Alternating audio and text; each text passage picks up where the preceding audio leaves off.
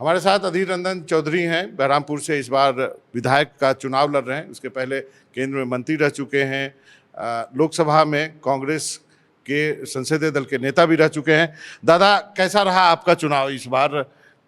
इस बार हर बूथ में सुबह से मैं वोटरों की भीड़ उमड़े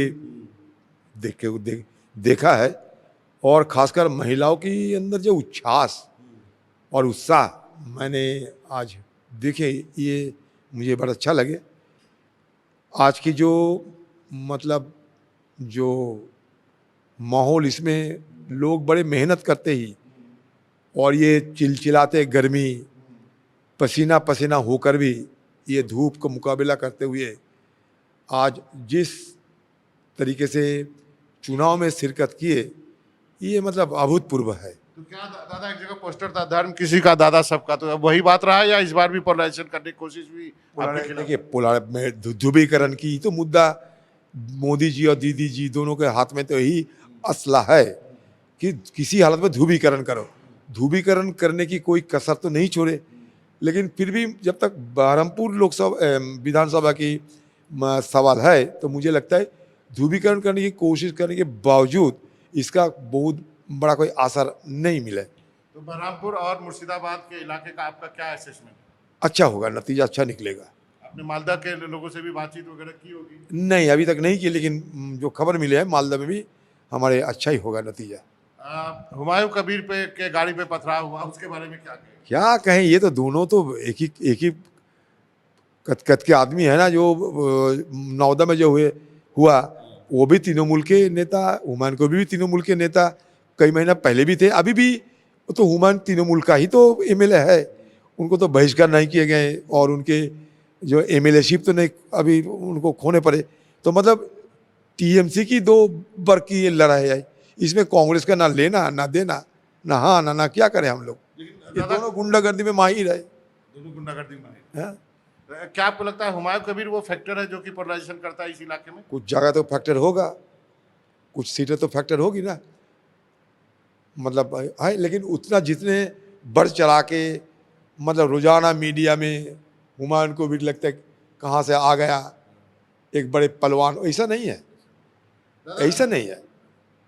पश्चिम बंगाल में फर्स्ट फेज में 91.78% टर्न आउट हुआ है। ये तो बहुत ज्यादा है, बहुत ज्यादा है। इसका कारण देखिए, एक तो सत्ता विरोधी वोट हुई, दूसरी बात एसआर के चलते आम लोगों की जहन में ये बैठ गया कि हमें अगर वोट में ना हम हिस्सा ले तो हो सके कि अगले दिन हमारे नागरिक अधिकार से हमें वंचित रहना पड़ेगा। ये एक डर भी इनको सता रहे थे। तो दोनों मिल के ही मुझे लगता है इतने सारे तादाद में लोग चुनाव में शामिल हुआ। दादा, आप घूम रहे थे, मैं भी घूम रहा था। महिला वोटर बहुत बड़ी संख्या में। बहुत। किसका वोटर है?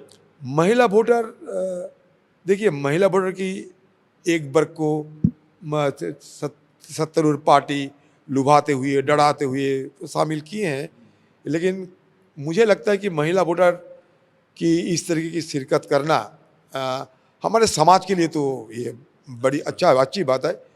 और बाकी जिसका नसीब में जो है वो होगा। लक्ष्मी भंडार इफेक्ट है, कुछ तो है, क्यों नहीं होगा। और उनको डराया गए थे कि अगर ममता बनर्जी को जीत हासिल ना कर पाए तो लक्ष्मी भंडार तुमसे खींच लिया जाएगा, तुमसे हटा लिया जाएगा। ये डर भी उनको, उनके डर भी दिखाए गए थे, और उसके साथ साथ लुभाने के भी कोशिश किए गए कि लक्ष्मी भंडार को और ज़्यादा इजाफा होगी अगर ममता बनर्जी सत्ता पे आएगी। तो गरीब गुरबों सारे जो जनता है वो जानते हैं कि ये पैसा हमारे लिए ज़रूरतमंद होगी, हो सकता है उसका एक हिस्सा ममता को भी वोट डाले होंगे। बीजेपी ने कहा है कि वो ममता बनर्जी से ज़्यादा पैसा देगा, लेकिन एक देगा और वो दे रहे हैं, दोनों में तो फर्क है ना।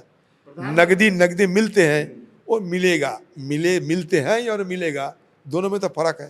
प्रधानमंत्री ने आज अपनी रैली में 10 पॉइंट बोले हैं महिलाओं के लिए। क्या आपको लगता है कि महिला वोट पे ये प्रधानमंत्री जी, मुझे लगता है ये मॉडल कोड ऑफ कॉन्डक्ट जो है उनका उल्लंघन किए गए हैं इस तरीके की वादा करते हुए। ये मुझे लगता है क्योंकि चुनाव जब शुरू हो चुके हैं, चुनाव के चलते समय इस तरीके की अगर कोई वादा कोई करे ये मुझे लगता है ये शोभनीय नहीं है। दूसरी बात, ये मॉडल कोड ऑफ कॉन्डक्ट के खिलाफ है। आपको क्या लगता है, कांग्रेस अपने मकसद में कामयाब रही है अकेले चुनाव लड़के? देखिए, कांग्रेस पार्टी अपने खोए हुए ज़मीन को बहाल करने के लिए जी जान कोशिश किए हैं। अब जहाँ जहाँ हमारी तरह उम्मीद बचे थे, जैसे कि मुर्शिदाबाद, मालदा, दिनाजपुर, वहाँ हम लोग संघर्ष कर रहे हैं, जी जान कोशिश कर रहे हैं। कुछ तो हम वापस ही लाएंगे, खोए हुए ज़मीन को हम कुछ हद तक वापस तो जरूर लाएंगे। अंत में जो इलेक्शन ओवरऑल हुआ है उसको आप क्या मानते हैं? अच्छा है सिक्योरिटी फोर्सेज के लिहाज से? क्या इसी को धन्यवाद है? मैं तो एसआईआर की चुनाव आयोग, एसआईआर, इसके हम लोग पूरा तरह खिलाफ थे। बहुत सारे शिकायत की हैं, कोर्ट के दरवाजे भी खटखटाई, लेकिन चुनाव के दिन मुझे इस बंगाल में सत्तारूढ़ पार्टी की निर्देश पे, सत्तारूढ़ पार्टी की इशारा से यहाँ के जो लोकल पुलिस बल जिस तरीके से सत्तारूढ़ पार्टी की मदद करते रहते थे, इस बार कुछ हद तक चुनाव आयोग के द्वारा नियोजित जो फोर्सेस है, ये सूबे की पुलिस बल को कुछ हद तक पंगु कर दिया था, तो सिक्योरिटी फोर्सेज ने अच्छा काम कर दिया था। तो मुझे लगता है कि चुनाव कराने में जो चुनाव आयोग की जो मतलब चुनाव आयोग को तैनाती, चुनाव आयोग की तरफ से जो सिक्योरिटी फोर्स की तैनाती हुई थी, उसके चलते आम लोग निडर होकर बिना घबराए हुए वो बूथ में आ सके और अपना मतदान कर सके। इसमें आम लोग खुशी है, ये मैं आम वोटर खुशी है। आपने अपनी लाइफ में तो बहुत चुनाव किए होंगे, लड़े हैं, देखे होंगे। ये चुनाव फर्स्ट फेज में कोई हिंसा उस तरह की नहीं हुई? बिल्कुल, पहली बार बिल्कुल हुआ नहीं, ऐसा नहीं, बंगाल है तो कुछ तो होगा ही, लेकिन जिस तरह की होने की संभावना थे अब तक तो नहीं हुई।